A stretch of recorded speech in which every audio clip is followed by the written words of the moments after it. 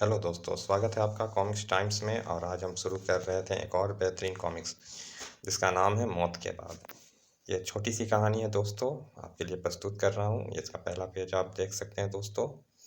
और अभी तक आपने हमारे चैनल को सब्सक्राइब नहीं किया है दोस्तों तो प्लीज़ सब्सक्राइब कर दें, ताकि हम आपके लिए ऐसी अच्छी अच्छी कॉमिक्स लाते रहें।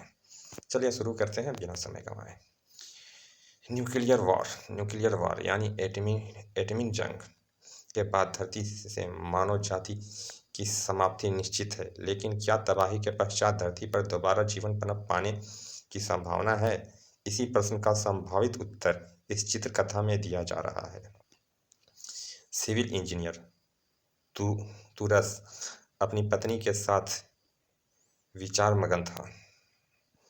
कुछ दिनों में एटमी जंग छिड़ जाएगी। मैं एक ऐसी पनाहगाह का निर्माण करने जा रहा हूँ जिसमें बैठकर परमाणु युद्ध की तबाही से सुरक्षित रहा जा सके। तुरस्क के अभियान में उसका मित्र मैक भी शामिल था। यह तहखाना मैंने मकान बनाते समय ही तैयार करवा लिया था। एटमी रेडिएशन से बचने के लिए हमें इस तहखाने की दीवार को लोहे के चादर से ढकना होगा। तहखाने को सुरक्षित बंकर में बदलने का काम शुरू हो गया। आने दो, रस्सी छोड़ दो। तीनों दिन रात मेहनत कर रहे थे। बस एक दीवार और शेष बची है। शीघ्र ही अंतिम दीवार का काम भी समाप्त हो गया। हा हा, मेरी पनाहगाह तैयार है। परमाणु ऊर्जा इन दीवारों को चीरकर भीतर नहीं आ सकेगी। फिर वे आवश्यक वस्तुओं का भंडार करने में जुट गए। तुम यह फोल्डिंग पलंग ले जाओ मैक, मैं राशन का सामान लेकर आता हूँ।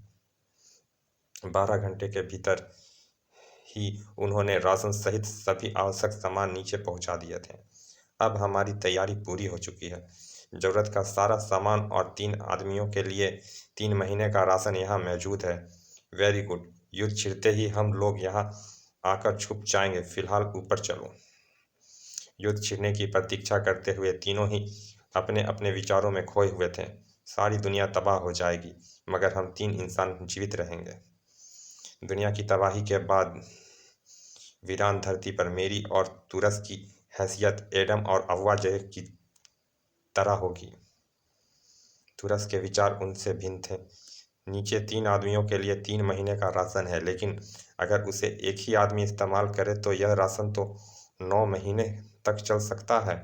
आधी रात के समय अचानक ही खतरे का सायरन चीख उठा। पी ओह, जंग छिड़ चुकी है।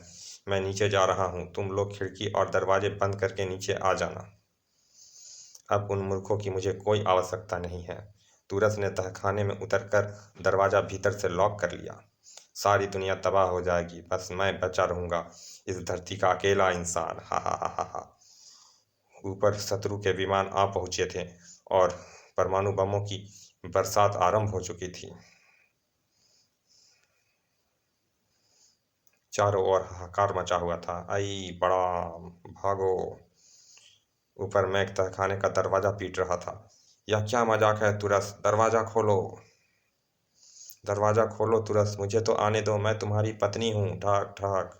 मगर तुरस तो भविष्य के सपने बुन रहा था। धरती के वीरान गोले पर मैं अकेला जीवित इंसान होऊंगा, पूरी धरती का मालिक। हा हा हा हा।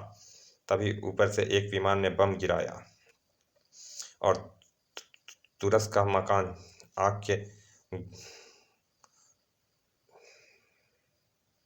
और तुरस का मकान आग में जलते गोले में परिवर्तित हो गया। कुछ ही देर में पूरा शहर जलता हुआ शमशान बन चुका था। इंसान तो क्या, पेड़ पौधे जानवर और पक्षी भी समाप्त हो चुके थे। पूरी पृथ्वी पर मौत का तांडव था। जीवन नाम की चीज सिर्फ इस तहखाने में विद्यमान थी। चारों तरफ सन्नाटा है। अब दरवाजा भी नहीं पीटा जा रहा तो क्या सब समाप्त हो गया? उसने उठकर सीढ़ी दरवाजे पे लगाई। देखकर आता हूँ ऊपर क्या हो रहा है। तभी उसके अंतर्मन ने उसे समझाया, यह क्या कर रहा है मूर्ख, दरवाजा खोलते ही तू परमाणु रेडिएशन का शिकार हो जाएगा। जीवित रहना है तो समय पर संयम रख। इस तहखाने से तभी बाहर निकलना जब ऊपर से परमाणु रेडिएशन का प्रभाव हट जाएगा। उसी पल धरती बहुत जोर से डोली थी। गड़गड़ गड़गड़, उफ, शायद परमाणु ऊर्जा के प्रभाव से भूकंप आ गया है। तहखाने की धरती एक धमाके से फट गई। गड़गड़ गड़, धरती में उत्पन्न दरार में से कोई चीज उभर रही थी। ओह, यह क्या है? तुरस आंखें फाड़ दरार से बाहर आते उस अजीब और भयानक जीव को देख रहा था। क्यों? तुरस भय के कारण जड़वत खड़ा रह गया था। हे भगवान, यह क्या बला है? उस जीव के पीछे पीछे एक दूसरी बला दरार से बाहर निकली। फूह। उन जीवों को देखकर तुरस के मस्तिष्क में हलचल मच उठी थी। दुनिया तबाह हो चुकी है। इंसान ने अपने ही बनाए हुए घातक हथियारों से इंसानों को खत्म कर दिया है और इस धरती के प्राचीनतम प्राणी हजारों वर्ष तक भूमिगत रहने के बाद इंसानों की जगह लेने आ रहे हैं। एक बार फिर इस धरती पर इन प्राणियों का राज होगा। उफ, मैंने यह क्यों नहीं सोचा कि बमों से छलनी हुई धरती के गर्भ में से भी कुछ निकल जन्म ले सकता है। तभी उस जीव की लंबी पूंछ का फंदा उसके शरीर पर आकर गिरा। उफ, फिर एक झटका लगा और वो उछलकर दोनों जीवों के सामने आ गिरा। धम। अंतिम क्षण में उसने दोनों जीवों को सोए पर टूटते देखा था। समाप्त। चलिए दोस्तों, यह कॉमिक्स यहाँ समाप्त होती है। मिलते हैं ऐसे ही किसी अच्छे से कॉमिक्स के अच्छे से भाग में। फिलहाल कुछ छोटी छोटी कहानियाँ दोस्तों आपके लिए प्रस्तुत करता हूँ। उम्मीद है कि आपको पसंद आएगी। अगर पसंद आए तो लाइक ज़रूर कीजिए। चलिए मिलते हैं फिर किसी अच्छे से कहानी के अच्छे से भाग में। तब तक के लिए धन्यवाद। विदा दोस्तों।